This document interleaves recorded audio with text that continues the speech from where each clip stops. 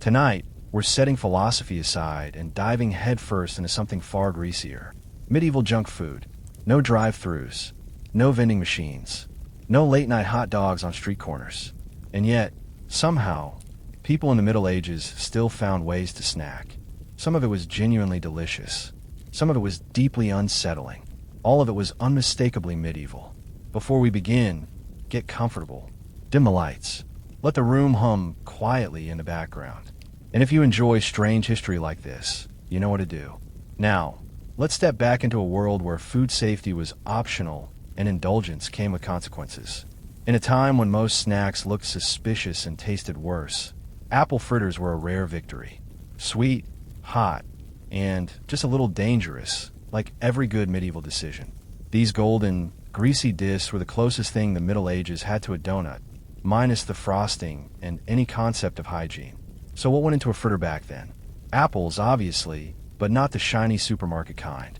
Think small, tart, knob of fruit growing behind alehouses, possibly borrowed without permission from a neighbor's tree.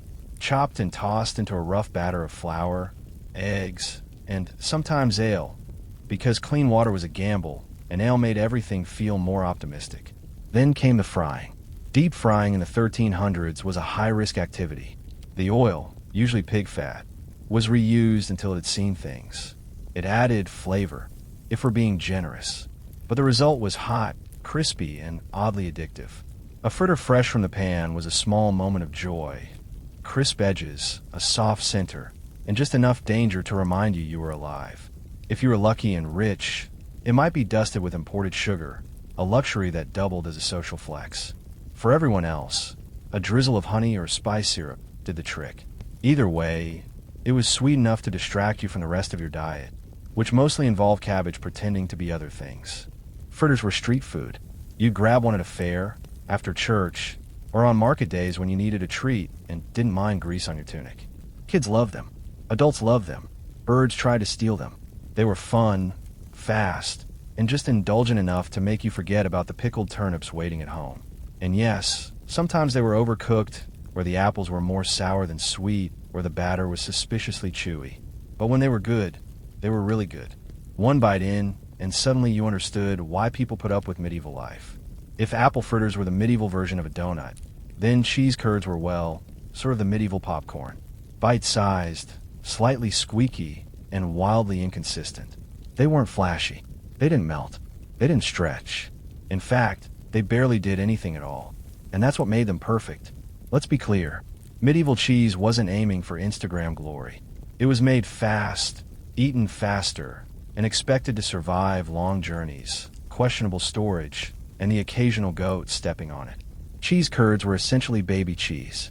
The early fresh bits before the wheel hardened into something that could double as a building material. These little clumps of dairy joy were a byproduct of the cheesing process. Farmers would separate milk into curds and whey using rennet, which sounds fancy until you realize it came from the stomach lining of a baby animal. But hey, it worked. The curd were pressed lightly salted, and then that was it. Cheese curds. Sometimes they were soft, sometimes rubbery. Sometimes they squeaked on your teeth like they had a personality. But they were filling, portable, and weirdly satisfying. And in a time where snack usually meant old bread or cold broth, curds felt like a win. Monks loved them. Travelers packed them. Kids would eat them like candy, assuming the cows had been cooperative that week. You could fry them, crumble them over stews, or just eat them by the handful while pretending not to smell like the inside of a barn. Unlike many medieval foods, cheese curds didn't require a celebration or feast. They weren't saved for holidays or saints' days. They were just there, comforting, familiar, mildly chewy. The friend who always shows up never overperforms, but is weirdly reliable when everything else falls apart. Do they sometimes taste a little off? Sure, freshness was a spectrum in the Middle Ages, but with enough salt and enthusiasm, most people didn't complain. Besides, in a world without refrigeration, your standards naturally adjust. So no, cheese curds weren't glamorous, but they were simple, hearty, and just indulgent enough to count as a treat. In a pinch, they were also excellent for bribing cats and small children. Turnips are not dessert. Let's just start there. But in the medieval world, where sugar was expensive, Apples weren't always in season, and creative desperation was a major food group. Someone somewhere looked at a turnip and thought, what if this were pie? And so the turnip pie was born. Now, to be fair, it wasn't always awful. Sometimes it was even kind of good. Think mashed turnips, hopefully tender, blended with a bit of egg. Maybe some honey or dried fruit if the cook was feeling generous. Then baked inside a sturdy crust made of flour, water, and ambition. The result? Surprisingly edible. At best, it was warm, a little sweet, and had that vaguely comforting root vegetable meats pudding vibe. At worst, it tasted like someone had mistaken livestock feed for a baking ingredient and just rolled with it. Turnip pies were popular for two main reasons. Turnips were cheap, and pie crust could hide a multitude of sins. Whether the turnips were overripe, undercooked, or suspiciously bitter, once you baked them into a pie and added a drizzle of honey, it became peasant cuisine with aspirations. Was it cheesecake? No, but it tried. And in medieval Europe, trying counted for a lot. You'd find these pies at fairs, feast tables, and in particularly enthusiastic monasteries where the monks had a little too much time and a lot of extra root vegetables. Some recipes added spices, nutmeg if the abbey was rich, pepper if the cook was chaotic. Occasionally, raisins made an appearance, which only confused people further. Nobles didn't eat turnip pie unless they were slumbing it for fun or pretending to relate to the common folk for political reasons. But for everyone else, it was dessert, sort of more like an afterthought with pastry. And yet, despite its questionable logic, the turnip pie endured. People liked it, or at least they didn't dislike it enough to stop making it. It was cheap, filling, and mildly sweet, which for medieval food made it basically revolutionary. If the medieval world had a comfort food MVP, it was the meat pasty, a handheld pie stuffed with seasoned meat, tucked into a folded crust, and baked until it was golden brown or slightly scorched. Basically, a medieval hot pocket, minus the microwave, and plus a genuine sense of danger. The beauty of the pasty was its portability. You could eat it on the road, in the fields, or while watching a public execution, whatever the day demanded. Wrapped in a thick pastry crust, it stayed warm for a while and protected the contents from dirt, rats, and the occasional peasant sneeze. But let's talk about that filling. Meat in this case was a flexible term. If you live near a manor or a hunting estate, you might get pork, mutton, or venison, actual recognizable meat. If not, well, options expanded dramatically. Rabbit, pigeon, eel, hedgehog, anything that once had legs or slither could be diced, seasoned, and hidden inside pastry with plausible deniability. Spices were often used to enhance flavor, or more realistically, to distract you from it. Pepper, sage, and garlic helped, but they couldn't completely hide the fact that the meat had been resting for a few days longer than it should have. Still, in a time when refrigeration was a fantasy, and lunch was often just bread and onions, a meaty pasty felt indulgent. There were even vegetarian versions filled with root vegetables, leeks, or cheese for fasting days, or the particularly devout. But make no mistake, the meat ones were the crowd pleasers. They were greasy, hot, and comforting. You didn't ask what was inside. You just ate it and hoped the cook had been in a good mood. And in case you're wondering, yes, people sometimes mark the crust with initials or symbols to claim ownership, especially among miners and laborers. In some places, the crust was extra thick along one edge, so it could be held with dirty hands and then tossed to the spirits, or more realistically to rats. So were they good? Often yes. Were they mysterious? Always. But that was part of the charm. You didn't need a meat pasty to feel safe. You ate it because it tasted good, and you were ready to accept the consequences. In a world where brushing your teeth meant rinsing with wine and hoping for the best, candied fennel seeds were the closest thing medieval folks had to breathe mints. Tiny, sugary, and vaguely herbal, they were part treat, part digestive aid, and part dental hazard, all wrapped up in a single, oddly satisfying crunch. These little seeds were typically coated in a hard shell of sugar, which was no small feat in the Middle Ages. Sugar had to be imported, boiled, beaten, and poured by hand, meaning someone somewhere really believed in the potential of these tiny snacks. They were especially popular in noble households where guests might be handed a small dish of them after dinner to freshen the mouth, and probably to distract from the mutton, still clinging to their murs. Flavor-wise, fennel seeds had a strong licorice-like bite. You either loved them or politely swallowed them whole and nodded in gratitude. The sugar coating helped, but there was always that unmistakable herbal kick, the kind of thing that makes you feel both fancy and slightly confused. Candied seeds also had a job to do: digestion. People believed fennel helped settle the stomach, especially after a heavy meal involving 3 types of bird and an alarming amount of meat. Think of them as the medieval version of chewing gum crossed with Tums, but with more potential to chip a tooth. And yes, they were hard. Like crack your mare if you're too confident. Hard. You didn't chew candied fennel seeds casually. You tested one first, gently bit down, slowly listened for cracking sounds, then committed. It was a risk-reward situation every time. While the rich popped them like medieval Tic Tacs, common folk occasionally got their hands on knockoff versions, usually involving honey, crushed herbs, and vague optimism. Not quite the same, but good enough to pretend. In the grand lineup of medieval junk food, candied fennel seeds were small, but mighty. They didn't fill your belly, but they left a pleasant taste in your mouth and gave the illusion of refinement. Even if you were covered in mud and still had goose grease on your tunic. If medieval desserts had a golden child, it was the honey cake. Sweet, dense, and prone to sticking to everything except your expectations. Honey cakes were what happened when bakers got ambitious and sugar was still locked in a castle treasury. Honey was the sweetener of the people. Assuming those people had bees, access to bees, or weren't afraid of climbing trees and getting stung in the face. These cakes were usually made with flour, water, and generous spoonfuls of honey. Or at least what passed for spoonfuls in an era where spoons were mostly used to fight off siblings. The result, a firm, chewy slab that could either be a delightful snack or a makeshift doorstop, depending on how long it had been sitting near the hearth. Spices were sometimes added if the household was feeling wealthy or showing off.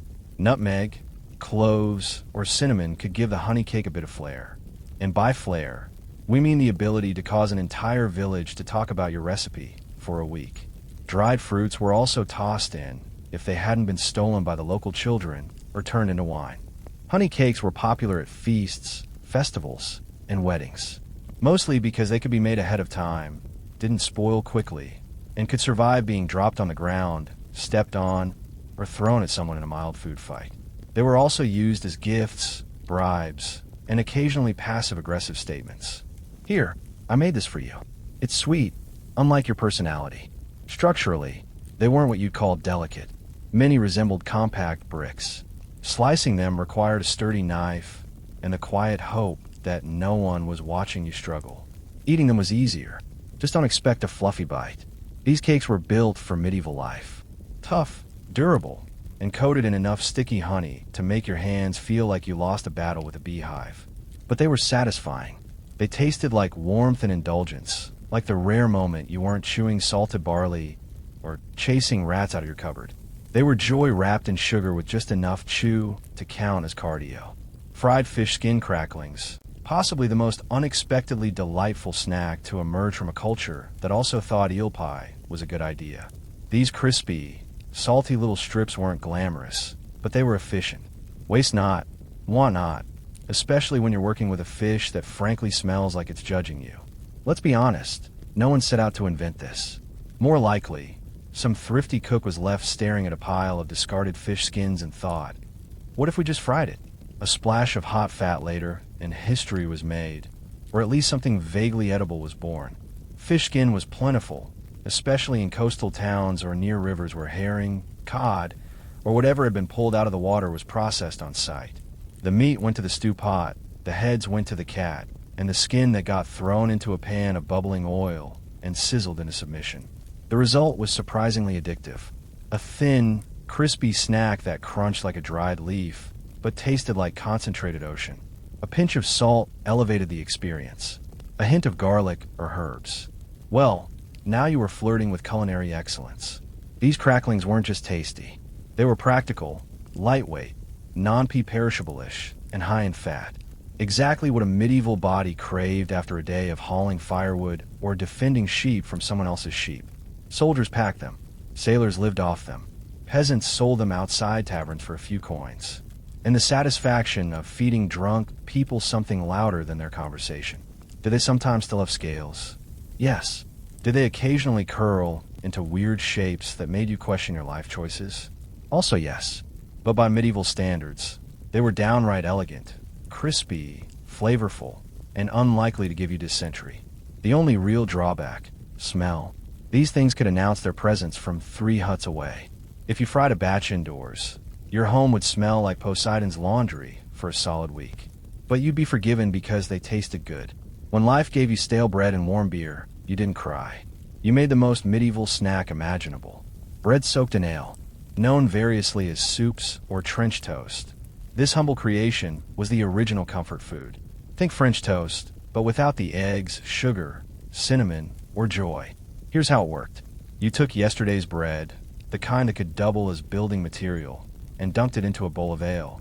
Not fancy craft ale with notes of citrus and a hoppy finish. No, this was flat, low-alcohol medieval ale brewed in someone's smoky back room with the hygiene standards of Barn Owl. The bread absorbed the ale like a sponge with trust issues. It softened, swelled, and transformed from a jawbreaker into something vaguely edible. Was it tasty in the right light with a good mood and low expectations? Yes, kind of.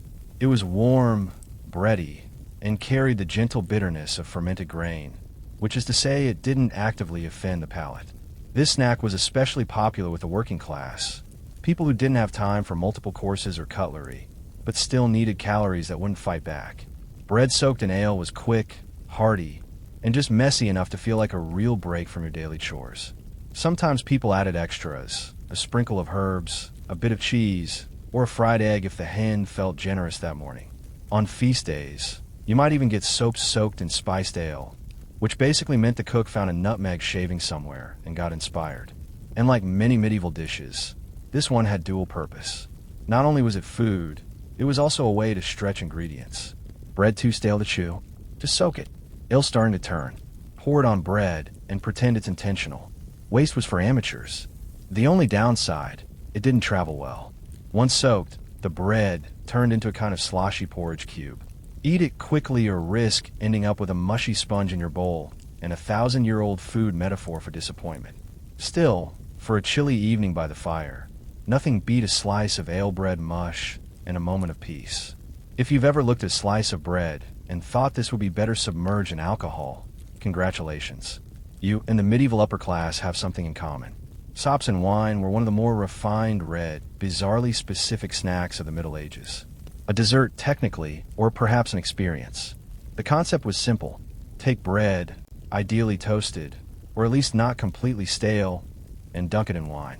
Not just any wine, of course, usually mulled, sweetened, or spiced wine. Something warm, fragrant, and barely hiding the fact that it had been sitting in a clay jug since last harvest.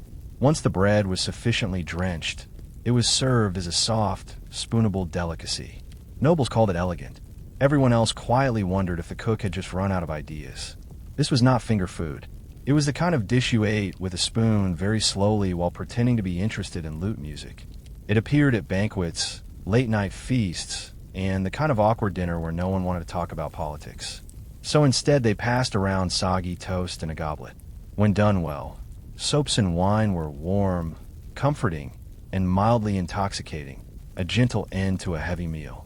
The wine added richness, the bread gave texture, and the spices made you feel like you were part of something fancier than it was. When done poorly, it was wet bread in a bowl. No amount of cinnamon could cover up the feeling that you were chewing on a medieval mistake. Sometimes dried fruits or nuts were added for flair. Sometimes cheese, occasionally a whole egg. At that point, it stopped being a snack and became a culinary guessing game. Peasants made their own versions, usually using cheap vinegar or ale instead of wine. It wasn't dessert. It was dinner or breakfast, or whatever you could call a meal that made you both full and confused. Still, soaps and wine had staying power. They were warm, they were filling, and they gave medieval people a taste of indulgence, even if it did taste like sponge soaked in mold regret. In the Middle Ages, dried fruit was a prized treat. Sugary, exotic, and shelf-stable enough to survive an entire crusade. But let's be clear, this wasn't your modern trail mix with cute, reelable packaging. Medieval dried fruit had one job: to last. Taste was optional. Texture, aggressively chewy. Dental damage, practically a guarantee. Let's start with the basics. You had your usual suspects: raisins, figs, dates, and if you were really fancy, imported prunes. These were fruits that had been sun-dried, smoke-dried, or in some cases, just forgotten on a windowsill until they no longer qualified as moist. They were wrinkled, tough, and alarmingly dense. Kind of like an edible time capsule from last harvest. The upside, dried fruit was sweet, really sweet. Concentrated sugars turned these shriveled little things into medieval candy. Nobles loved them, monks hoarded them, and children treated them like rare loot from the kitchen. The downside? Chewing them was like fighting your own jaw muscles. Figs came with seeds that doubled as medieval dental floss. Dates were sticky enough to glue your murs together. Raisins stuck in your teeth for hours. There was no such thing as snacking quietly. Still, dried fruit had its moments. It was used in pies, added to porridge, or chopped up and thrown into honey cakes to create the illusion of variety. Rich folks might wrap them in pastry, drizzle them with rose water, or soak them in wine like they were trying to impress a guest from Florence. For commoners, getting your hands on dried fruit was a special occasion. Usually a holiday, a wedding, or the one day a year someone remembered you existed. When that happened, you'd eat it slowly, respectfully, possibly while hiding in the barn so you didn't have to share. Storage was easy. Dried fruit didn't spoil quickly and was often kept in little cloth sacks or clay pots. It hardened over time, yes, but that just turned it into a longer-lasting snack or possibly a projectile if you were creative and had younger siblings. In short, dried fruit was sweet, luxurious, and faintly dangerous. It stuck with you, sometimes literally. You wake up hungry. You want something hearty, something fried, something that might bite back. Enter the blood pudding ball, a medieval snack so dense, so bold, so unapologetically iron-rich. It makes modern sausage rolls look like timid breadsticks. Born out of the noble tradition of using every part of the animal, these savory spheres were proof that waste not, want not, even if what you're not wasting is blood. Let's unpack it. First, you collect fresh animal blood, usually pig, though honestly, any blood would do in a pinch. You then mix it with oats, onions, that's beef, fat, and spices. Once that morbid porridge reaches just the right level of grim stickiness, you shape it into balls and fry them in sizzling fat until the outside crisps up like it has something to prove. The result, dark, crispy orbs of protein-packed sustenance with a rich, earthy flavor, which is code for you'll taste iron and mystery for the rest of the day. They were best served hot, fresh from the skillet, though sometimes they were eaten cold if your appetite outweighed your fear of congealed fat. Nobles might dress them up with pepper or serve them with eggs and ale. Peasants, they were just happy not to be chewing on boiled cabbage again. Blood pudding balls weren't elegant, but they were practical, easy to carry, high in calories, and alarmingly filling. If you ate 2, you could skip lunch. If you ate 4, you were probably a blacksmith or trying to win a dare. These snacks were common at fairs, markets, and roadside stalls where everything smelled like livestock and ambition. They were especially popular in colder months because what warms the soul like fried coagulation? Of course, blood pudding balls weren't for everyone. Some folks didn't love the texture. Others didn't love the concept. But in a world where survival came first and flavor came somewhere around 12th, these meaty little morsels earned their place in the medieval junk food hall of fame. Forget everything you know about pancakes. These weren't fluffy stacks with maple syrup and whipped cream.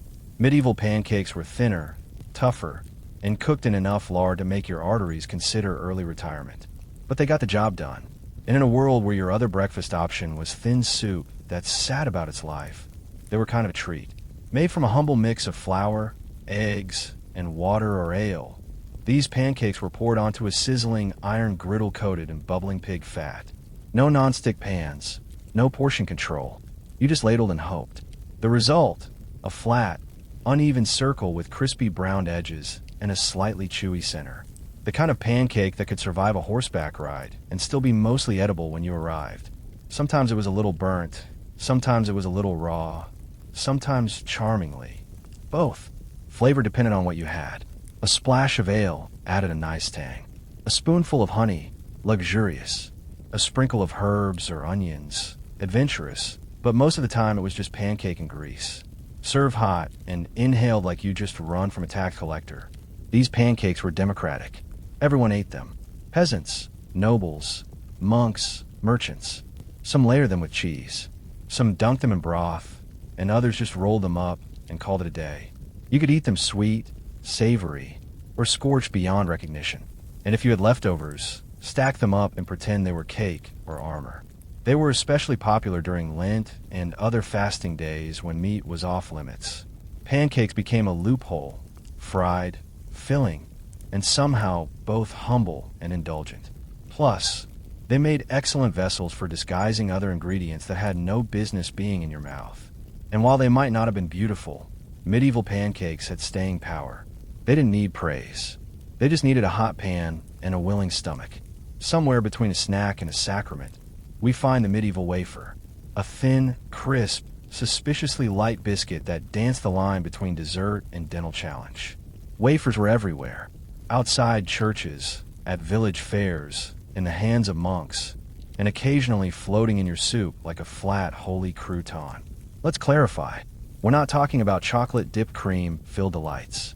Medieval wafers were made of flour, water, eggs, and not much else. If you're feeling fancy, you could add a dash of honey or rose water, but most stuck with the basics. Thin batter poured on a hot metal wafer irons pressed between two scorching plates like a medieval panini press. The result, something that looked like it belonged in a communion ceremony and tasted like crispy paper with ambitions. Wafers were popular because they were portable, fast to make, and best of all, they could be sold in massive quantities for a tidy profit. Vendors would set up outside churches on feast days, waving stacks of warm wafers at the faithful as they left Mass. By now, Sin Later was not the slogan, but it was the general vibe. They were often shaped with religious symbols, floral patterns, or the vague imprint of a saint's face, depending on the iron mold and how tired the baker was. These designs didn't enhance the flavor, but they did give you something to stare at while chewing thoughtfully and pretending you weren't disappointed. Structurally, wafers were delicate. They cracked if you looked at them wrong and shattered if you tried to break them cleanly. Storing them was a challenge, transporting them even more so, which made eating them outdoors a high-stakes affair involving crumbs, wind, and regret. Still, they were beloved, light, crispy, and vaguely celebratory. Wafers were the medieval version of treating yourself without completely wrecking your digestion or your wallet. For nobles, they came stacked with fruit or layered with soft cheese. For everyone else, they were sold by the dozen in street stalls and eaten immediately before they disintegrated into edible confetti. Suck it. Even the name sounds sticky. This medieval treat was essentially fruit that had been boiled into submission, drowned in syrup, and sealed in a jar like a sweet little hostage. Think candied oranges, dates, or ginger, coated in enough sugar to make your teeth tingle, and your conscience whisper, you shouldn't be eating this. But you did, because it was delicious and probably imported, and also you didn't have much else. Suck it wasn't for the everyday peasant chewing his 7th onion of the week. No, this was elite-tier snacking, the kind of indulgence served in noble halls or gifted by the wealthy to say, I like you, but not enough to give you land. Sugar was expensive, and fruits weren't always in season, so suck it was reserved for special occasions, like weddings or royal visits, or Wednesday, if you were outrageously rich and out of control. The preparation process was ambitious. First, you'd boil the fruit in syrup, maybe honey, maybe refined sugar if your spice merchant owed you a favor. Then, you'd drain it, let it dry a bit, and repeat several times, because once wasn't enough. You weren't just preserving fruit, you were declaring war on moisture itself. Eventually, the result was a glossy, jewel-toned bite of candy, chewy, intense, and so sweet it could probably be weaponized in large enough doses. Some versions were soft and syrupy, served in ornate glass jars. Others were dry, rolled in extra sugar, and handed out as dainty little cubes of medieval hypoglycemia. But make no mistake, suck it came with status. It said you had access to sugar, trade routes, and at least one servant dedicated solely to stirring things that didn't want to be stirred. Suck it trays were passed around after banquets like edible gold coins. Guests took one piece, smiled graciously, and immediately regretted not grabbing 3. As for commoners, they watched from the kitchen, and maybe licked a spoon if no one was looking. So, was it worth it? Honestly, yes. It was one of the few medieval snacks that genuinely felt like dessert. It was rich, refined, and just extravagant enough to make up for the fact that dinner had included boiled something. Fried eel, the grand finale of medieval junk food. A dish so strangely beloved, it made its way from peasant hearths to royal banquets without once stopping to ask, wait, am I really the best option here? Yes, it was. Eel was everywhere in medieval Europe. Rivers and streams practically ride with them. And they were easy to catch, cheap to cook, and when fried, surprisingly crispy, slippery when raw, bonier than expected, and shaped like the villain in a fish-themed horror story. Eel was still eaten by the bucket load. Why? Because it was tasty, and more importantly, it wasn't turnips. To prepare it, you'd first have to catch the eel, usually at night when they slithered through shallow waters like sentient noodles. Then came the unpleasant task of skinning them, which was less like prepping a fish and more like wrestling a wet rope that didn't want to die. Once subdued, the eels were chopped, seasoned if you were feeling bold, and tossed in a hot fat until the skin crisped up and the meat firmed into something vaguely appealing. The finished product, a crunchy, savory bite with a rich, slightly oily flavor, like if Calamoran chicken had an identity crisis in a tavern kitchen. Fried eel was served at fairs, feasts, roadside inns, and believe it or not, during religious fasts. That's right, eel wasn't technically meat, so it slipped through the dietary loopholes like itself. Monks ate it, nobles flaunted it, kings had it stuffed into pies and paraded across banquets like the serpent it always wanted to be. Sure, it had bones, lots of them, and yes, it occasionally wriggled long after death. But if you could get past that and the haunting feeling that you were eating a villain from a cautionary folktale, fried eel was genuinely delicious. Crispy skin, tender inside, and just greasy enough to make you feel like you were living a little too dangerously for a Wednesday afternoon. Today it might seem bizarre. Back then, it was a delicacy, a slippery little miracle that kept bellies full and menus weird. In the ancient world, Mesopotamia stood at the crossroads of mystery and mythology. And nowhere was this more evident than in how they viewed dreams. To the Sumerians, Akkadians, Assyrians, and Babylonians, a dream wasn't just a private, meaningless experience. It was a divine telegram, a supernatural email sent directly from the gods to the subconscious. And ignoring it, that was like leaving a message from Enlil unread. Dangerous. By around 2500 BCE, Mesopotamians had developed a full-blown system of dream interpretation recorded on clay tablets in cuneiform script. These weren't bedtime novelties. They were used in statecraft, medicine, and religious rituals. Kings would delay wars if a troubling dream suggested bad omens. Farmers wouldn't plant crops if they saw a goat fly across the sky in their sleep. The world, they believed, was constantly speaking. It was your job to listen with your eyes closed. Professional dream interpreters called Buru priests were the ancient equivalent of Freudian analysts, minus the couch.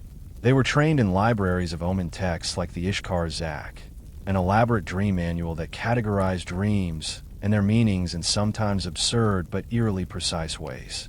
Dreaming of eating dates. Good omen. Dreaming of your teeth falling out. Expect death in the family. Dreaming of sex with a goddess. Well, congrats. You're either divinely favored or cursed with arrogance. These dream books didn't claim to guess meanings. They presented cause and effect, as if dreams were equations. A equals B. See a snake. Expect betrayal. Fall from a rooftop. A lawsuit is coming. The world of dreams was logical, just operating on divine logic, which was far stranger than human reason. But the Mesopotamians didn't stop at interpretation. They practiced dream incubation too. If a ruler wanted guidance from the gods, he might sleep in a temple under special circumstances, fasting, cleansing rituals, perhaps a few incense offerings, and wait for a revelatory dream. The idea was that certain environments made the divine connection stronger, clearer, and less prone to nightmares about drunk goats. For Mesopotamians, the dream world was not a mystery to solve. It was a realm to navigate with caution, reverence, and a very large clay tablet library. They believed the gods were always speaking, You just had to be asleep to hear them. In ancient Egypt, dreams weren't merely nightly occurrences. They were considered sacred texts in motion. The Egyptians believed that dreams were messages from the gods, ancestors, or even from one's own K, the spiritual double of a person. Every dream, good or bad, came with intent. It could warn, bless, instruct, or terrify. By the time of the New Kingdom, circa 1550–1070 BC, the Egyptians had begun recording their interpretations in what would become some of history's earliest dream manuals. One of the most famous examples is the Ramesside dream book written on papyrus and discovered in the village of Deir el-Medina. This wasn't light reading. It's essentially a divine diagnostic tool listing hundreds of dreams and interpreting each based on whether the outcome would be favorable or disastrous. The logic, however, was not always intuitive. For example, if a man sees himself eating crocodile flesh in a dream, it means he will become a high official. Strange, yes, but in Egyptian cosmology, the crocodile was tied to the god Sabuk, who embodied strength and power. Eating crocodile meant absorbing divine traits. That's a promotion-worthy omen. Each entry in the dream book started with the phrase, "If a man sees himself," followed by a symbolic scenario. These weren't general guesses. They were drawn from centuries of ritual knowledge, personal visions, and temple tradition. And the interpretations were often binary, marked as good or bad in red and black ink. If your dream was classified as bad, it was time to light some incense and beg a priest to intervene. Priests in temple complexes, especially those serving healing deities like Serket or Thoth, sometimes offered services in dream incubation, where supplicants would sleep in the temple and await guidance or healing through visions. The idea was to open a divine channel through purification, prayer, and controlled sleep. This wasn't mere superstition. It was healthcare, divination, and theology rolled into one night's rest. Dreams also influenced magic and medicine. Amulets might be prescribed to fend off recurring nightmares. Specific rituals could be performed to erase a dream, much like you'd erase a curse. For the ancient Egyptians, the sleeping mind was not idle. It was a stage where gods, demons, and the spirits of the dead could appear and offer glimpses into hidden truths if you had the wisdom and a priest to decode them. In the ancient Greek world, dreams were more than divine whispers. They were clinical appointments with the gods. Central to this belief was the practice of incubation, a ritual where individuals would sleep inside a temple in hopes of receiving a healing vision. And no deity was more closely tied to this practice than Asclepius, the god of medicine. At temples known as Spira, which dotted the Greek world from Epidaurus to Pergamon, the sick, the hopeful, and the desperate came seeking cures. But instead of pills or potions, they were prescribed sleep, sacred, intentional, and performed under specific spiritual conditions. Before entering the temple's sleeping quarters or abaton, a person would undergo purification, bathing, fasting, and sometimes sacrificing an animal. Only after these rituals could they lay down on a stone bed and wait for the god to appear in a dream. The results? According to inscriptions and ancient testimonies, some patients dreamed of Asclepius touching them with his staff or of snakes, his sacred animal, slithering over their bodies. They would awaken healed, or at least believe they had received divine instructions on what to do next. Whether these dreams were real, psychosmatic, or placebo-driven, the effects were profound. Greek physicians, including Hippocrates, acknowledged the value of dreams in diagnosis. They didn't dismiss them as nonsense. In fact, they believed the body could reveal its state through symbolic visions. A dream of flowing water might suggest kidney issues. A dream of being crushed could point to a chest ailment. In Hippocratic texts, dreams were often classified as either natural or divine. Natural dreams were caused by diet, digestion, or emotional stress. Divine ones, a whole other category, direct messages from the gods or the cosmos. But not all dream interpreters wore white robes and carried scrolls. The Honorocriti, or dream readers, were the real stars of the public square. Using dream manuals, omens, and an enormous supply of interpretive flair, they translated dreams into warnings, blessings, or instructions. The most famous of these guides was the Honor Ascitica written by Artemiodorus of Daldis in the 2nd century CE, a book still studied centuries later. In Greece, the dream wasn't just a nighttime experience. It was a bridge between mortal and divine, body and soul, illness and healing. And if you were lucky, you'd wake up with a cure and maybe a snake curled at your feet. Throughout the ancient world, one category of dream carried more weight than all others: the prophetic dream. These weren't just messages. They were warnings, revelations, or calls to action. For cultures spanning Mesopotamia, Egypt, Greece, and beyond, prophetic dreams were sacred transmissions from a higher plane, direct links to gods, fate, or the mysterious mechanisms of the cosmos. In the ancient Hebrew tradition, prophetic dreams were a recognized and respected channel of divine communication. The Old Testament is filled with examples. Think of Joseph, son of Jacob, who dreamt of sheaves of wheat bowing before his own, a symbol of his future rise to power. Later, as an interpreter of Pharaoh's dreams in Egypt, he predicted 7 years of plenty followed by 7 years of famine. That one dream of cows, fat and thin, altered the course of Egypt's economy. Joseph didn't just read dreams. He became a national strategist by doing so. Likewise, in Mesopotamia, kings often received dreams that foretold victory, disaster, or divine favor. The Assyrian king Ashurbanipal claimed he saw the gods in his dreams, guiding him to success in war and governance. Prophetic dreams were seen as confirmation that a ruler had divine legitimacy, essential in a world where the line between king and deity was thin. The Greeks, too, recognized this prophetic potential. Dreams were categorized. Those from the subconscious were called enhypnia, but those that revealed truth were called onoroi alithanoi. These were not taken lightly. Before major decisions, founding a city, declaring war, launching a voyage, Greek leaders often consulted dreams or those trained to interpret them. Dreams were so revered that they had their own minor deities, the onoi, winged spirits who entered the sleeper's mind with messages from the gods. Even the Romans, typically more pragmatic, took prophetic dreams seriously. The Emperor Augustus was said to have dreamt of future glory, and even Nero consulted dream interpreters during his reign. Perhaps not enough considering how that turned out. The Roman general Scipio Aricanes, before defeating Hannibal, reportedly had a dream of victory sent by the spirits of his ancestors. In ancient societies, prophetic dreams weren't side notes. They were tools of power, instruments of policy, and evidence of divine selection. The fate of nations, the health of empires, and the rise of legends often began with something as simple as a whispered vision in the dark. While Greek Asclepian temples are the most famous, ancient dream incubation was not exclusive to Greece.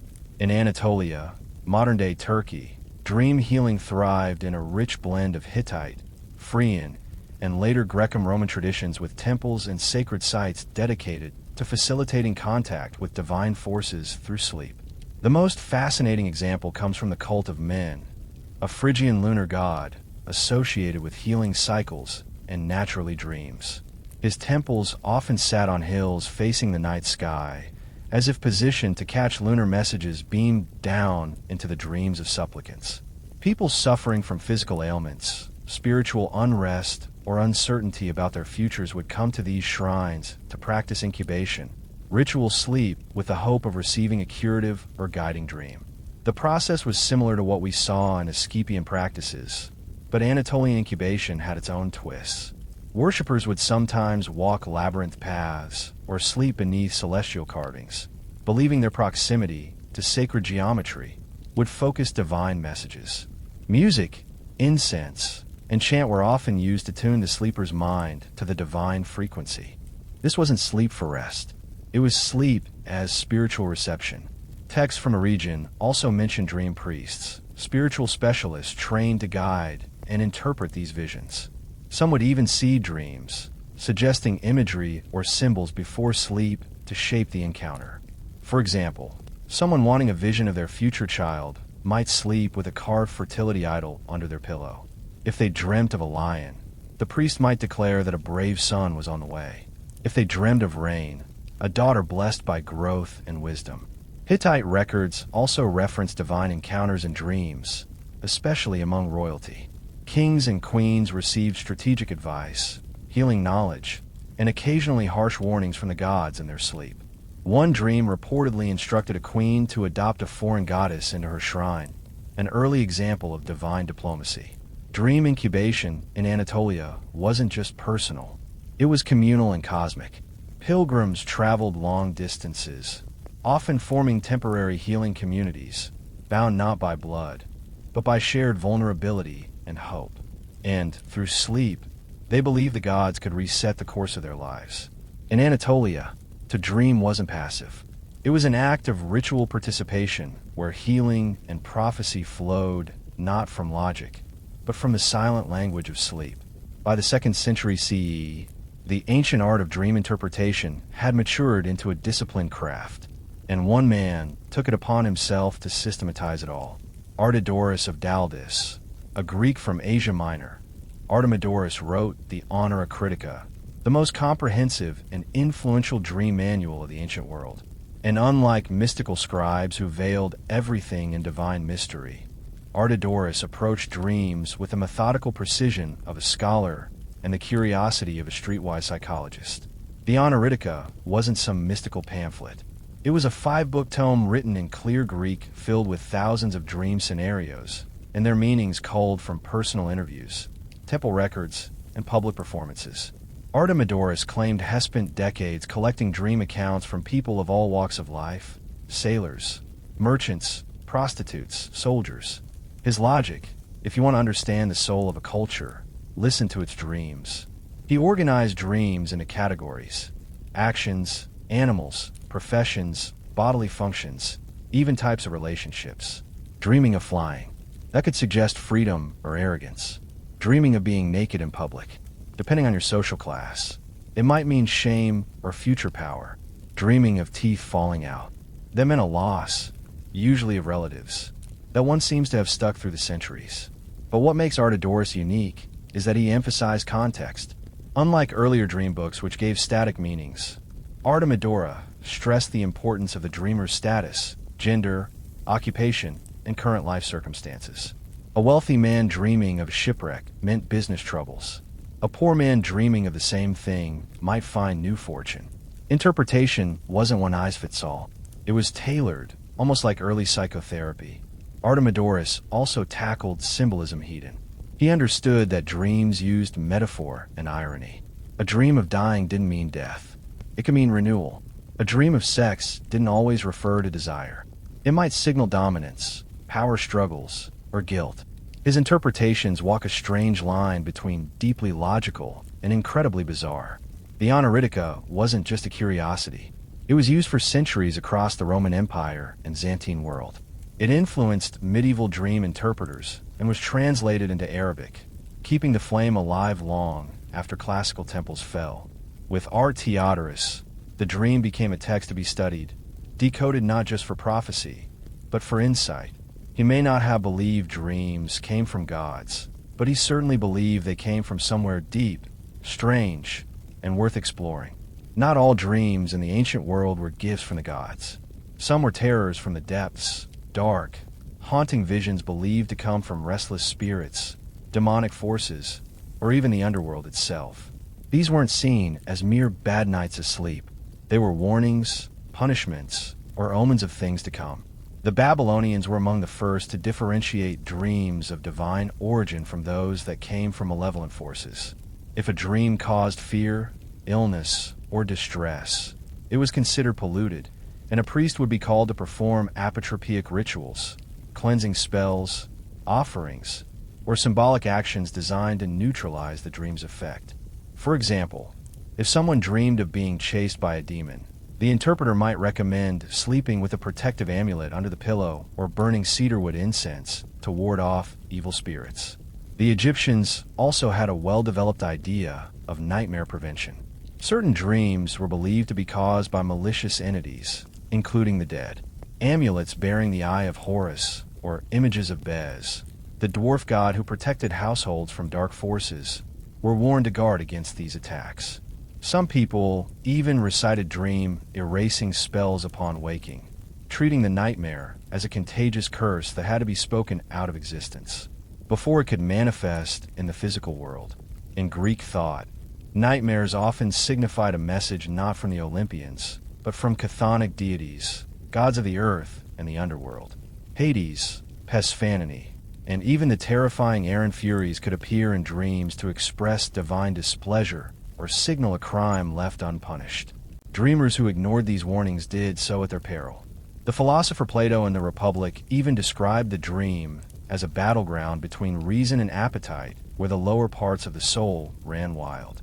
For him, the nightmare was not just a spiritual warning, but a psychological one, an indication that your inner self was out of balance. Even the Romans, practical as ever, feared dreams of certain animals, like owls, snakes, or wolves as signs of impending death, betrayal, or war. They believed the dead could visit the living through dreams, sometimes to warn, sometimes to accuse. In every culture, nightmares were more than bad dreams.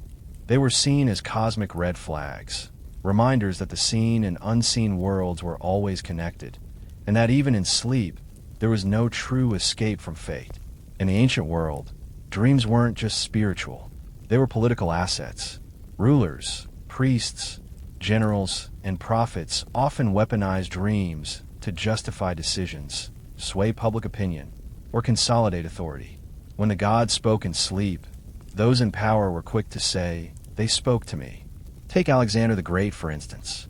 Before he conquered Egypt, he reportedly dreamed of the god Ammon welcoming him as a son. Upon arrival at the Sewa oasis, the local oracle confirmed the dream, declaring Alexander a divine offspring. Was the dream real? Was it staged? It didn't matter. The message solidified his rule and painted him as more than mortal, a living god in the eyes of his troops and subjects. Dreams were especially useful during political transitions or uncertain times. In ancient Rome, Augustus claimed to have dreamed of a great victory at Actium, which he won against Mark Antony and Cleopatra. Afterward, this dream was immortalized in literature and coins, turning it into a sacred narrative. Later emperors followed suit. If the gods supported your dream, who dared oppose your actions? Priests and oracles often played into this. Dream interpretation became a theological tool, especially when it aligned with the interests of a ruler or temple elite. Suppose a rebellious governor dreamt of disaster. The priest might interpret it as divine punishment for challenging imperial authority. On the flip side, dreams of fruitfulness and victory, interpreted correctly, could embolden leaders to begin campaigns, raise taxes, or enact reforms. This wasn't limited to men. Queen Hatshepsut of Egypt claimed in temple inscriptions that her birth was foretold in a dream by the god Amun, who appeared to her mother and prophesied divine rulership. By framing her reign as destined in dreams, she strengthened her legitimacy in a male-dominated throne. Prophets in the Hebrew Bible also used dreams to challenge kings. Daniel, for instance, interpreted Nebuchadnezzar's dream of a great statue forecasting the rise and fall of empires. It wasn't just dream reading. It was geopolitics wrapped in allegory. In every civilization, dreams allowed leaders to say, "This is not just my will. It is the will of heaven." Whether divine revelation or calculated propaganda, dreams were a powerful currency, turning the subconscious into statecraft, one vision at a time. Though the ancient temples have crumbled and the priests of dream now sleep beneath layers of dust, the legacy of ancient dream interpretation lives on, whispering through time, science, and psychology. Much of what we believe today about dreams, our fascination with symbolism, recurring motifs, even nightmares, has roots in ancient frameworks that try to make sense of the sleeping mind. The medieval world inherited these traditions wholesale. Islamic scholars translated the Onuro Critica of Artasis into Arabic, refining and expanding on it. In Islamic mysticism, dreams became deeply respected as means of divine guidance. Meanwhile, Christian monks and theologians began cataloging dreams of saints and martyrs, visions that often predicted future miracles or divine justice. The same structure remained. Sleep as a portal to the sacred, dreams as veiled messages, and interpreters as the bridge between human and divine. Fast forward to the 19th and 20th centuries, and we meet Sigmund Freud, who, despite rejecting religious interpretations, borrowed heavily from the symbolic structure pioneered millennia before. In the Interpretation of Dreams, 1899, Freud argued that dreams expressed repressed desires and fears, but he still used ancient tools: metaphor, symbol, narrative. His protege Carl Jung went further, describing the dream world as populated by archetypes, universal figures like the shadow, the hero, and the wise old man, eerily similar to figures one might find in a Greek temple or Babylonian omen list. Even modern neuroscience, while stripping dreams of their mysticism, still respects their complexity. REM sleep, lucid dreaming, and the influence of trauma or memory on dream content. These ideas echo ancient notions that dreams reflect both the health of the body and the state of the soul. Pop culture too carries on the torch. From film and literature to tarot and New Age spirituality, dreams remain a source of fascination. Whether it's a horror film based on sleep paralysis or a dream journal app promising self-discovery, the ancient idea still pulses beneath that what we see in sleep matters. In the end, the ancients may not have had brain scans or sleep labs, but they understood something we still chase today. Dreams are not random. They are stories, signals, or shadows whispered in the language of gods, ancestors, or ourselves. The question remains the same across time. What is your dream trying to tell you? In the mid-9th century, the United States was a country stretching at the seams. By 1860, California had been a state for a full decade, but it often felt more like a distant cousin than a sibling. The eastern half of the country buzzed with cities, telegraphs, and railroads, while the western frontier remained rugged, remote, and painfully disconnected. A letter from New York to San Francisco could take 3 to 4 weeks, sometimes longer if storms, delays, or bandits got in the way. And that's if it arrived at all. Mail routes at the time were as convoluted as they were inefficient. The most common path involved ships carrying mail down the Atlantic across the Isthmus of Panama, then back up the Pacific coast, a journey filled with delays, tropical diseases, and logistical nightmares. Meanwhile, the overland route via stagecoach was slow, perilous, and frequently bogged down by muddy trails, snowbound passes, or attacks from outlaws and hostile terrain.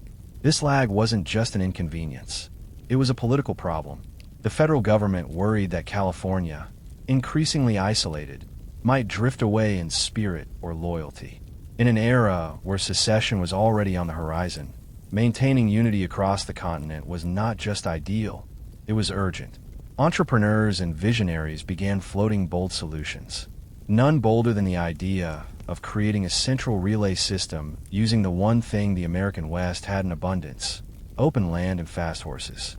If skilled riders could gallop across the country in shifts, swapping horses at stations every 10 to 15 m, maybe, just maybe, they could cut delivery time from weeks to just 10 days.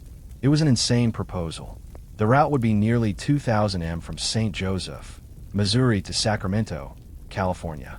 It would cross mountains, deserts, rivers, and territories that had barely been mapped. There would be extreme heat, freezing nights, and the ever-present danger of ambush. But if it worked, it would be the fastest communication line between East and West. The problem was clear. America was expanding faster than its infrastructure. And so, with a mix of desperation, ambition, and pure frontier daring, a solution galloped into history, one saddlebag at a time. The Pony Express was about to be born. The Pony Express didn't just materialize out of the dust. It was the brainchild of 3 ambitious businessmen from the freight and stagecoach firm Russell, Major, and Weddell. Based in Missouri, the trio, William H. Russell, Alexander Major, and William B. Weddell, were already veterans in the overland shipping world. Their company was responsible for hauling freight and government supplies across the wild frontier. But in 1860, they set their sights on a far more radical goal: speeding up mail delivery to California in the shortest time possible. At the time, Russell, in particular, was feeling the pressure. His reputation was on the line due to financial scandals and failed ventures. He saw the Pony Express not just as a patriotic service, but as a personal redemption arc, a way to restore his name and gain favor with the government. If they could prove their relay system worked, They hoped to land a lucrative federal mail contract. Alexander Major brought the logistics brain. A devout and meticulous planner, he demanded discipline from his employees, even requiring riders and station masters to swear oaths against drinking and cursing. He also developed a highly structured system for the express. Stations would be built every 10 to 15 m, larger home stations every 75 to 100 miles, and the entire route would be maintained like a military operation. William B. Weddell, the quietest of the trio, provided the legal and financial backbone. While Russell was the salesman and Major the operational genius, Weddell kept the books and ensured the company stayed afloat, at least for a while. Together, the three poured hundreds of thousands of dollars into the venture. They bought over 400 horses, hired more than 80 riders, and built roughly 190 stations across the most remote parts of the frontier.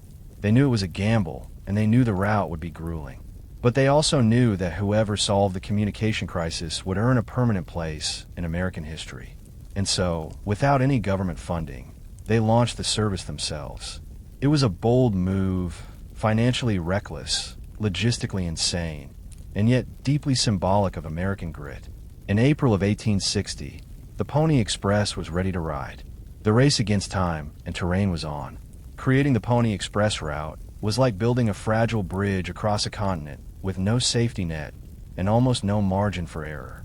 The full distance spanned nearly 2,000 m, stretching from St. Joseph, Missouri to Sacramento, California, through a dizzying array of landscapes, rolling plains, mountain ranges, high deserts, and dangerous river crossings.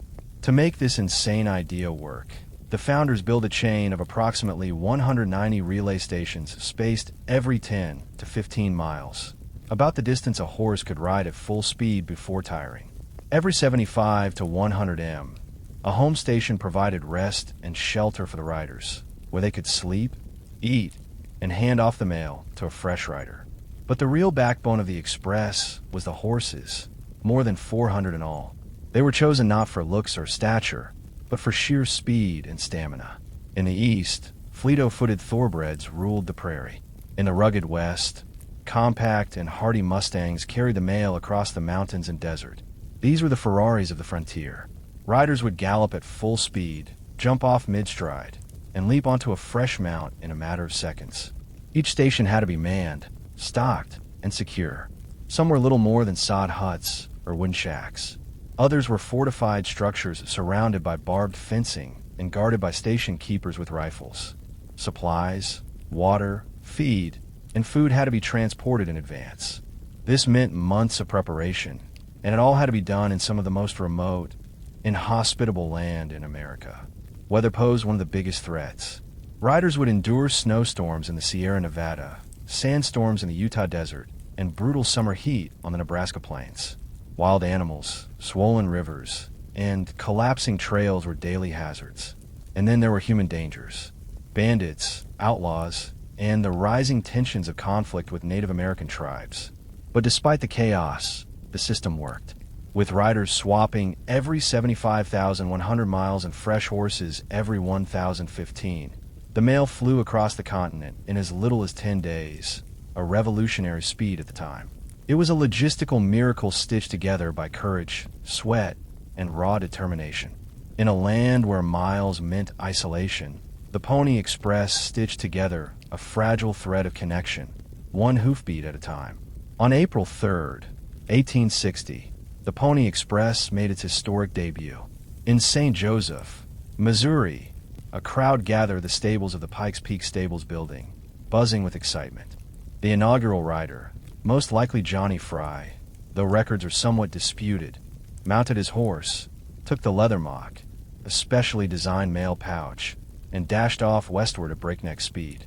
The crowd cheered, cannons fired, and just like that, a new chapter in American history thundered to life. The mailbag Fry carried weighed around 20 pounds, filled with letters, newspapers, and telegrams bound for California. A telegraph message had already been wired from Washington, D.C., and would now travel the rest of the way on horseback, symbolizing the union of technology and raw human effort. At the same moment, a counterpart in Sacramento rode eastward, launching the birectional relay. Between them stood nearly 2,000 m of wilderness, 190 stations, and some of the harshest terrain North America had to offer. And they planned to cross it in just 10 days. Each rider on the route carried the mochila from one station to the next, leaping off a layered horse and onto a fresh one in under 2 minutes. The mochila was ingeniously designed. It had 4 locked pouches and could be quickly slipped over the saddle horn without unstrapping anything. Speed was everything. Riders were expected to maintain a pace of 10 miles per hour, even in the dead of night through rain, snow, or hostile territory. Despite the chaos, the first ride succeeded. The mail from Missouri reached Sacramento in 9 days and 23 hours. A triumph. Newspapers hailed it as a miracle of modern communication, and the legend of the Pony Express was born almost overnight. Though only a few letters wrote in that first mock, the symbolic impact was immense. It wasn't just about getting mail from point A to B.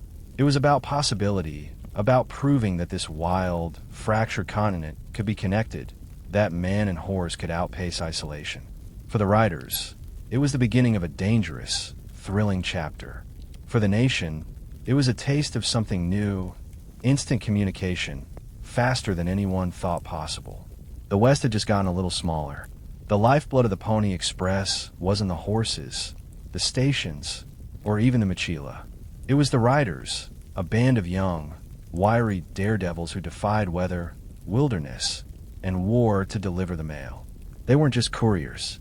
They were living legends in the making. The typical Pony Express rider was no older than 18, often closer to 16. They were light, usually under 125 pounds, so as not to weigh down the horses. Speed and endurance were everything. The now famous recruitment ads allegedly read, "Wanted young, skinny, wiry fellows, not over 18. Must be expert riders willing to risk death daily. Orphans preferred." While the wording is likely apocryphal, the spirit behind it was absolutely real. These young men rode 75 to 100 miles per shift, changing horses at every station, but never resting until they passed the mochila to the next rider. They often rode at night through torrential rain, snowstorms, or scorching heat. They carried revolvers and rifles, but against bandits or hostile attacks, their best defense was speed. Many of them traveled alone, unarmed, relying entirely on their ability to outrun trouble. Some riders became folk heroes. Pony Bob Haslam once rode 380 m in under 2 days to deliver mail during a violent Paiute uprising despite being wounded by arrows. William Buffalo Bill Cody, who would later become a Wild West showman, claimed to have ridden for the Express at age 15, though historians debate the accuracy of that tale. Regardless, the reality was already dramatic enough. Riders had to navigate the Rocky Mountains, cross the Great Basin Desert, and brave territories where the slightest mistake could mean freezing, drowning, or vanishing without a trace. And yet, the service maintained an astonishing reliability rate. Even in the harshest conditions, only one mula was ever lost. Despite the danger, many riders loved the job. They were paid well for the time, $100 to $150 per month, a small fortune for a teenager. And they relished the thrill, the speed, and the sense of purpose. They weren't just riding mail. They were stitching the country together. The riders of the Pony Express were more than messengers. They were symbols of American courage, endurance, and tenacity, galloping through myth and memory with every hoofbeat. And for 18 unforgettable months, they proved that no frontier was too wide to cross. Riding for the Pony Express wasn't just a job. It was a daily gamble with death. The riders faced a gauntlet of perils that would have made most grown men turn back. And yet, these mostly teenage boys pressed forward through nature's wrath, armed enemies, and a land that often seemed determined to swallow them whole. One of the most persistent threats came from the environment itself. Riders braved blizzards in the Sierra Nevada, blistering heat across the Nevada desert, and sudden thunderstorms that could flood river crossings or turn dirt paths into impossible muck. Slipping off a horse in freezing conditions could mean hypothermia. One wrong move in a swollen river could end in drowning, and many came dangerously close. Then there were the animals. Packs of wolves sometimes chased riders at night. Rattlesnakes coiled in trailside brush, and mountain lions stalked the high passes. But even more dangerous than wildlife were the bandits and bushwhackers who knew that a rider's mochila contained valuable letters, some even laced with gold dust or money orders. Though the riders carried revolvers, they were outnumbered, and stopping meant risking both life and mission. Tensions with Native American tribes also boiled over during the Pony Express's brief existence. The Pot War in 1860, sparked by grievances over land, broken promises, and settler encroachment, led to several attacks on Pony Express stations. Riders were ambushed, station keepers were killed, and multiple stations were burned to the ground. The most famous episode occurred when Pony Bob Haslam galloped nearly 190 m through hostile territory to carry the mail, suffering wounds from arrows, but completing his route regardless. Even isolation was a danger. Riders were alone, often for hours, with nothing but their horse, their weapon, and the looming dark. A broken leg, an injured horse, or a missed station could mean dying alone in the wilderness, never found. And yet they rode. Despite all this, the system endured. Mail was delayed, but rarely lost. Riders were occasionally wounded, but they almost always made it through. In 18 months of operation, only a handful of men were killed on the job. The Pony Express wasn't a fantasy of the Wild West. It was a brutal, often terrifying reality. But in surviving these dangers, the riders became legends, proving that even the most unforgiving terrain could be tamed, if only for long enough to deliver the mail. Though the Pony Express only operated for 18 months, its impact on the United States was swift, far-reaching, and undeniably profound. In a country teetering on the edge of civil war and desperate to feel unified across its vast landscape, the Express proved one thing loud and clear. Distance was no longer destiny. Before the Pony Express, it took weeks for letters to travel from the East Coast to California. Important political decisions, commercial deals, and personal news often arrived too late to matter. But with the Express, mail could reach San Francisco in just 10 days. Suddenly, Californians were no longer out of sync with the rest of the country. Businesses grew bolder. Newspapers could report near real-time updates from across the nation. Families felt closer. And most importantly, the Union felt more connected, which would become critical as the Civil War loomed.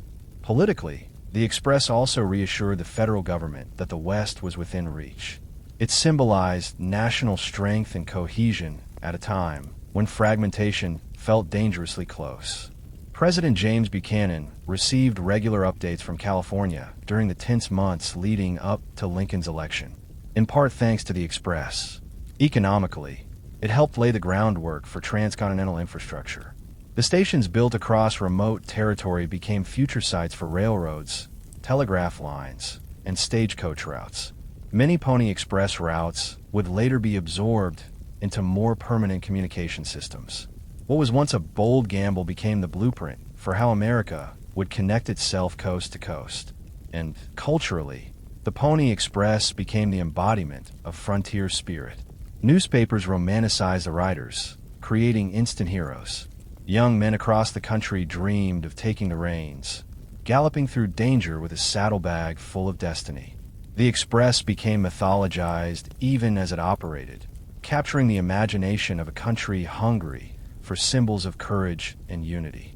Even after it ended, the Pony Express continued to shape American identity. It represented speed, courage, sacrifice, and above all, possibility. In just over a year, it managed to do what steamship, Congress, and diplomacy had failed to do: make a fractured, sprawling nation feel like one. The Pony Express didn't just deliver mail. It delivered the future, one gallop at a time. For all its daring and triumph, the Pony Express was doomed from the start. It wasn't a matter of failure. It was a matter of technology. As fast as a horse could ride, nothing could compete with the speed of a wire. Just 2 days after the Pony Express officially launched in April 1860, construction began on the Transcontinental Telegraph, a coast-to-coast communication system that would transmit messages in minutes rather than days. The telegraph poles and lines advanced steadily westward from the Missouri River and eastward from California. Every mile of wires spelled another nail in the coffin of the Express. By October 24th, 1861, just 18 months after the first ride, the final telegraph wire was strung across the country. The system went live, and the connection was instantaneous. That very same day, the Pony Express carried its last letter. The silence of hoof beats was replaced by the rhythmic click of Morse code. But even before the telegraph, the Pony Express was bleeding money. Despite its legendary performance, it was a commercial disaster. Russell, Major, and Weddell had poured more than $700,000 into the operation and barely recouped a fraction. With no federal subsidy and high operational costs, horses, riders, station upkeep, and supply logistics, the Express was never a sustainable business model. It was built as a proof of concept, a bold advertisement for a mail contract that never fully came through. Russell himself faced financial scandal, and the company began to collapse. By the time the telegraph was completed, the Express was already on its last legs, heroic, beloved, but completely obsolete.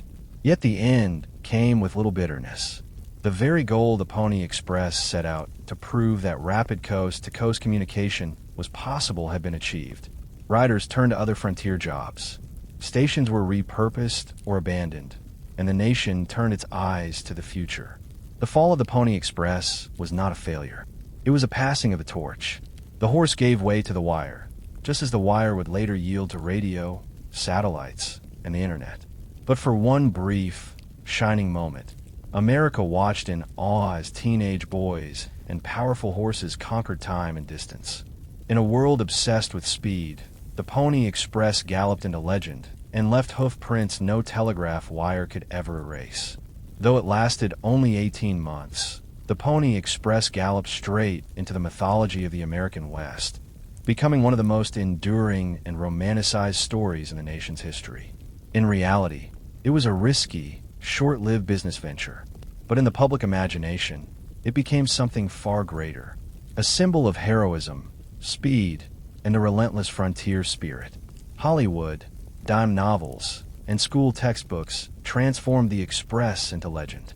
The image of a lone rider silhouetted against the sunset, thundering across the prairie with a leather mail pouch and a six-shooter at his side, captured the nation's heart.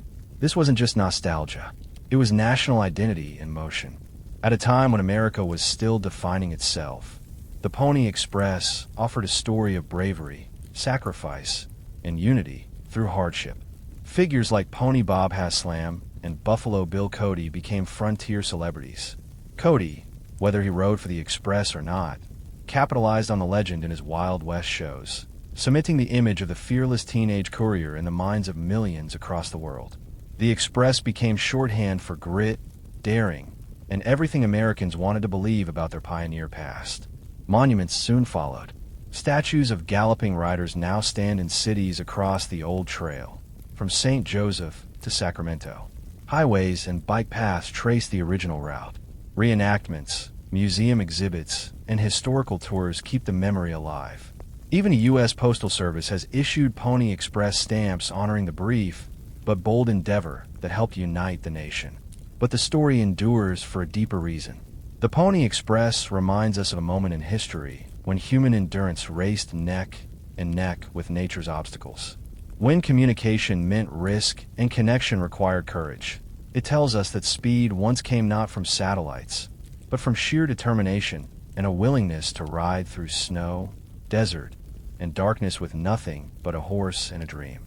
In our age of instant messages and global networks, it's easy to forget just how hard one communication once was. The Pony Express stands as a tribute to those who bridged impossible distances, not with fiber optics or electricity, but with muscle, grit, and a pounding heartbeat. Its legend remains not because it lasted, but because for a brief and shining moment, it outran the impossible. The earliest known beer didn't come in a frosty mug or a labeled bottle. It came in a clay pot in the middle of a Sumerian village thousands of years ago. Long before Rome rose or pyramids stood, the people of ancient Mesopotamia, specifically the Sumerians, were brewing beer in ways both simple and sacred. And they weren't just drinking it, they were worshiping it. Beer in Sumerian society wasn't just a casual beverage. It was a staple food, a form of currency, a religious offering, and a symbol of civilization. It's no accident that the oldest written recipe in human history is not for bread or soup, but for beer, found on clay tablets dating back to around 1800 BC. The hymn to Ninkasi praises the goddess of beer while simultaneously laying out brewing instructions in verse. Ninkasi wasn't a minor deity. She was revered. To brew beer was to invoke her presence. The brewing process was both practical and poetic. Sumerians would bake a special bread, called bapir, made of barley and often mixed with honey or dates. This bread was then crumbled into jars of water and left to ferment naturally. The result wasn't anything like modern beer. It was thick, cloudy, and low in alcohol, more like a nutritious GRL, and it was essential to daily life. Water in the ancient world was often contaminated, but beer, thanks to its fermentation process, was safer. It was rich in calories and nutrients, and it became a vital part of the diet for laborers, priests, and royalty alike. Workers on temple projects or irrigation ditches were frequently paid in beer rations, which could amount to several liters a day. Socially, beer was a communal experience. Rather than drinking from mugs, people often gathered around large ceramic vessels and drank through long reed straws, filtering out the sediment. It wasn't just about getting drunk. It was about bonding, surviving, and even honoring the gods. In many ways, beer helped define what it meant to be Sumerian. It was embedded in rituals, law codes, agriculture, and economics. It was liquid civilization, both a daily necessity and a sacred act, and it set the stage for brewing cultures across the ancient world, from the banks of the Tigris to the shores of the Nile. If the Sumerians gave beer its spiritual beginning, the Egyptians industrialized it. By the time the Old Kingdom was rising along the Nile, beer had become more than a sacred drink. It was a pillar of Egyptian society, woven into everything from daily meals to divine offerings and funeral rites. Egyptian beer was brewed on a scale that dwarfed earlier methods. At large temples and palace complexes, massive breweries operated as part of the state economy. In fact, beer production was often overseen by religious institutions. The Egyptians believed beer was a gift from Osiris, god of agriculture and fertility, and it featured prominently in ceremonies honoring deities such as Hathor, the goddess of music, fertility, and joy, frequently associated with intoxication and revelry. The brewing process was similar to that of the Sumerians, but had evolved in both technique and scale. Bread made from wheat or barley was partially baked, crumbled into large vats, and mixed with water. Dates or honey were added for sweetness, and the mixture was left to ferment in ceramic jars. The resulting beverage was thick, unfiltered, and highly nutritious, sometimes consumed with a spoon rather than sipped. Beer wasn't just for the living. Tombs were stocked with jars of beer for the afterlife, alongside loaves of bread and meat. Beer was considered so essential that no respectable journey to the next world could be imagined without it.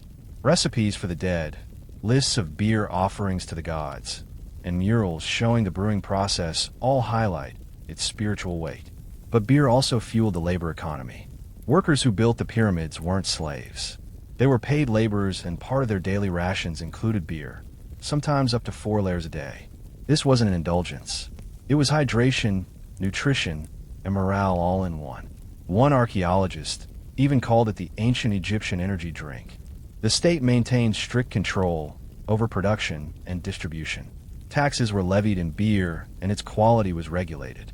Women, especially priestesses and temple workers, were often involved in brewing, reinforcing its connection to both domestic life and sacred power. In short, beer in Egypt wasn't a side note. It was central. It nourished the people, pleased the gods, and filled the tombs. And like the Nile itself, it flowed through every part of Egyptian life. Across ancient civilizations, beer wasn't just a drink. It was divine communion. Its frothy presence was invited into temples, funerals, and festivals. Fermentation was not seen as a chemical process, but as a mystical transformation, a gift from the gods that turned simple grain into sacred liquid. To brew beer was to interact with the spiritual world, and to drink it was to partake in something more than sustenance. In Suma, the goddess Nikarasi embodied this connection. Her hymn was both prayer and instruction, an act of devotion and a manual for sacred brewing. Rituals likely began with chants to invoke her presence before fermenting began. It's possible that the final beer was shared as part of temple offerings, given to priests, and even poured out in libation to the gods themselves. In Egypt, the spiritual use of beer was woven even deeper into the religious fabric. Temples brewed their own beer for daily offerings, sometimes dedicating hundreds of jars at once. During the annual festival of drunkenness, worshippers celebrated the myth of Sekhmet, the lion-headed goddess of destruction who was tricked into drinking beer dyed red to resemble blood. The result, her bloodlust was sedated and humanity was saved. It's a powerful tale of how beer was literally seen as a force that could tame divine wrath. Priests and priestesses played active roles in the brewing process, and many religious texts mention specific ritual brews intended for ceremonies. The presence of beer in funerary rites was also key. It was believed to sustain the soul on its journey to the afterlife. Some tomb inscriptions even list precise beer offerings alongside prayers and hymns. Outside the temples, seasonal festivals often involved large-scale communal drinking. These were not casual parties. They were acts of connection between the human and divine realms. Whether celebrating a harvest, honoring the dead, or marking a solstice, beer helped blur the line between the mundane and the mystical. Even in later cultures like the Hebrews or the Hittites, beer retained spiritual undertones. While wine gained favor in elite rituals, beer remained tied to fertility, the earth, and the working class, maintaining its ancient role as a sacred and grounding force. In the ancient world, drinking beer wasn't just about thirst. It was about aligning yourself with cosmic rhythms, with gods, nature, and the cycle of life and death. Beer wasn't just a product of civilization. It may have been a cause of it. Some historians and archaeologists now argue that the desire to brew beer was one of the driving forces behind early agriculture and settlement. While grain was certainly grown for bread, the possibility that humans began cultivating cereals in part to make beer is gaining increasing scholarly support. If true, beer isn't just a byproduct of civilization.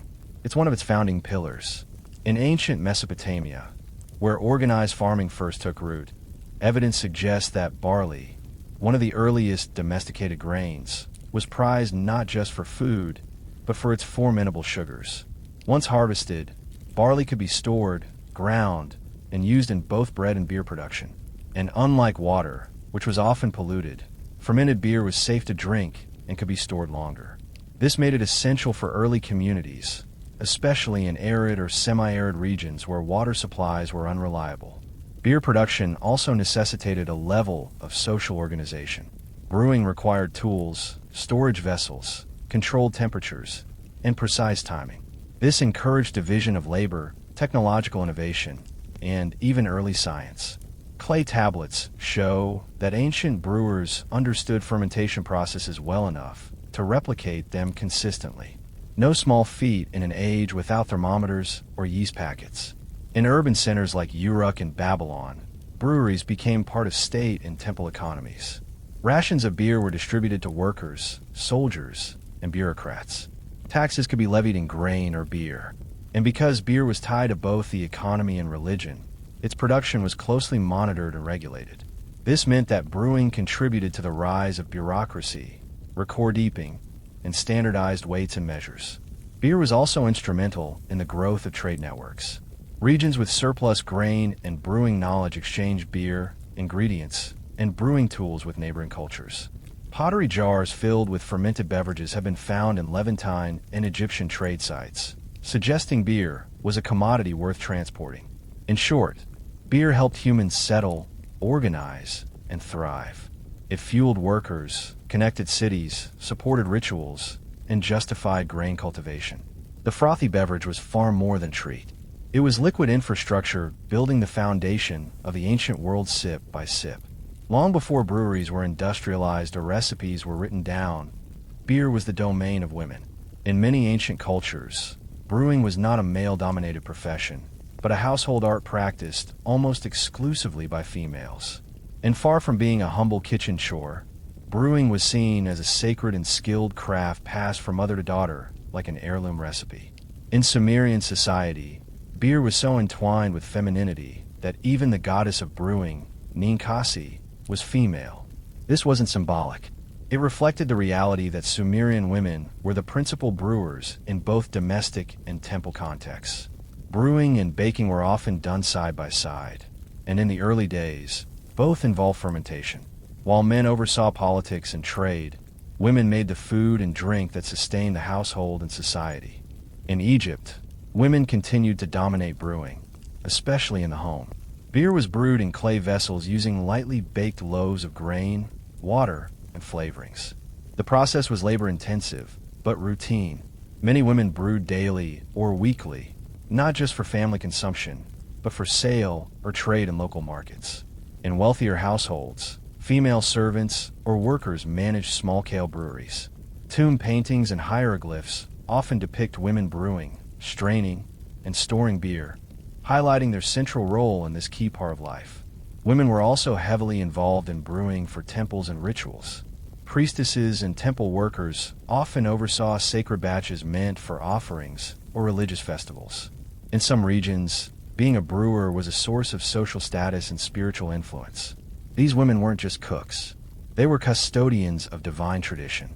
Over time, as societies grew more stratified and beer became commercialized, men began to dominate public brewing. But in the earliest chapters of beer's history, women held the reins. They developed the methods, managed the ingredients, and safeguarded the knowledge. Interestingly, echoes of this tradition survived into the medieval period. In Europe, many early brewers were alewives, women who made and sold ale from their homes. Some wore tall hats to be seen in the marketplace, a detail that would later be twisted into the stereotypical image of a witch. But in the ancient world, a woman with a brew pot wasn't suspicious. She was respected. She nourished gods and mortals alike, one bubbling jar at a time. Ancient brewing wasn't just luck and magic. It was a craft refined over generations, blending observation, experimentation, and environmental know-how. While each culture had its own variations, the core principles of brewing were surprisingly consistent: grain, water, fermentation, and time. But the specifics, that's where it gets fascinating. The primary grain used across much of the ancient world was barley, though emmer wheat was also common, especially in Egypt. These grains were chosen not only for their availability, but because they naturally contained the sugars and enzymes necessary for fermentation. Grains were usually partially malted, soaked in water, and allowed to germinate slightly, then either ground into mash or baked into loaves of bread specifically intended for brewing. In both Mesopotamian and Egyptian traditions, these bread loaves, often called papier and sumera, were crumbled into large ceramic vats filled with water. The mixture was stirred, sometimes boiled, and then left to ferment. Natural yeast from the air or from the vessels themselves triggered the fermentation process. No one knew what yeast was, but they knew it worked, and that certain vessels made better beer, likely because they housed residual yeast colonies. To sweeten or flavor the beer, brewers added dates, honey, herbs, or spices. Egyptian beer, in particular, was often thick and sweet, almost like a liquid porridge. Filtering was optional. Some versions were consumed with straws to avoid sediment. Others were so nutritious that beer was considered a meal in itself, especially for laborers and the poor. Temperature played a key role. In hot climates like Egypt and Mesopotamia, brewers timed their work carefully and used cool storage pits or shaded courtyards to control the environment. In some cases, beer was aged in sealed clay jars, while in others, it was meant to be consumed fresh. Brewing tools included large clay vessels, wooden paddles, woven sieves, and sometimes stone hearths for heating. Everything was made by hand, and every batch was slightly different. But the knowledge was passed down orally or ritually, preserved through repetition, song, and prayer, like the hymn to Ninkasi. Far from primitive, ancient brewing techniques were sophisticated adaptations to local climates, grains, and cultural preferences. They reflect not just culinary skill, but an intimate relationship with nature, time, and transformation, a kind of alchemy where grain and water became a sacred social elixir. As beer became central to daily life, its role expanded far beyond the household or temple. In many ancient civilizations, beer was not just a beverage. It was currency, commodity, and economic engine. From workers' wages to state taxes, beer was woven directly into the fabric of ancient commerce. In Mesopotamia, beer was a key component of the ration system. Workers, including builders, farmers, and even scribes, received daily portions of beer as part of their standard pay. The amount and quality varied by rank. Higher officials received more refined beer, while laborers got thicker, coarser varieties. Detailed, ununiform tablets list these allocations, and thousands of ancient receipts show beer transactions, proof that it was as important as silver or grain in the economic ecosystem. Beer production itself became a professional trade. Breweries, often attached to temples or estates, required a small army of laborers, grain collectors, millers, bakers, fermenters, and transporters. Some regions specialized in beer production, creating regional styles and establishing localized trade routes. These beers weren't bottled and shipped as today, but they could be moved in ceramic jars sealed with wax or cloth. Traders bartered beer for other goods like wool, pottery, and olive oil. In Egypt, the picture was similar. Beer was produced on an enormous scale in both urban centers and rural estates. Breweries were often attached to state granaries, and their output supported workers, soldiers, and temple activities. Beer was taxed, tracked, and stockpiled like any strategic resource. In hard times, beer even became a bartering tool in place of scarce currency. Beer also played a role in long-distance trade. Clay vessels with residues of barley-based brews have been found as far apart as the Levant, Cyprus, and Nubia, suggesting that fermented beverages were exchanged alongside luxury items. While wine would eventually dominate elite markets, beer remained the people's drink, embedded in every transaction from village markets to temple distributions. Its portability and perishability made beer a uniquely local economic product, but one with national importance. Its production supported farmers, artisans, merchants, and priests alike. It was both daily sustenance and state infrastructure. In short, ancient beer wasn't just consumed. It was counted, traded, stored, and spent. It helped build pyramids, fund temples, and sustain empires. A mug of beer may have cost a few copper coins, but behind it stood a microcosm of civilization. In the ancient world, beer was the great equalizer. Everyone drank it, but not everyone drank the same kind. Just as with food, clothing, and language, beer reflected and reinforced the rigid social hierarchies of the time. While commoners sipped thick, hearty brews for survival, the elites turned beer into a status symbol, a ritual offering, and sometimes even a political tool. Among the Sumerians and Attians, workers were issued daily beer rations. Their brews were dark, unfiltered, and dense, more stew than drink, but incredibly nourishing. These were functional beers meant to sustain laborers in hot air conditions. Yet even here there was variation. Some tablets mention at least 9 distinct types of beer ranked by quality and purpose. The better versions were often reserved for scribes, priests, or administrators, showing that beer was already being used to draw class lines.